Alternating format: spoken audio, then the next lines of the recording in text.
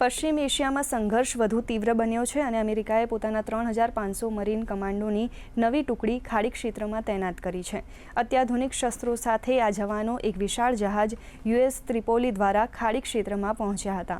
Japan સ્થિત સેના બેઝમાંથી 31મી marine unit દ્વારા અમેરિકાની સમુદ્રી તેમજ જમીની તાકાતમાં વધારો થયો છે. ઈરાન સામેના ઓપરેશન એપિક ક્યુરી અંતર્ગત વિશાળ સંખ્યામાં જવાનોની તૈનાતી એક મોટું રણનીતિક પગલું માનવામાં આવે છે.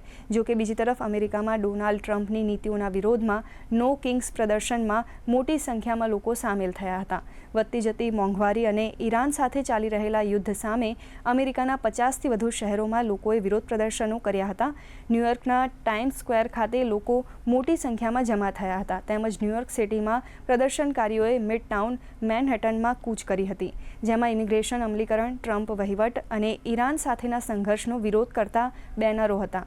ઉલ્લેખનીય છે કે ડોનાલ્ડ ટ્રમ્પની લોકપ્રિયતા ઘટીને માત્ર 36% થઈ ગઈ છે.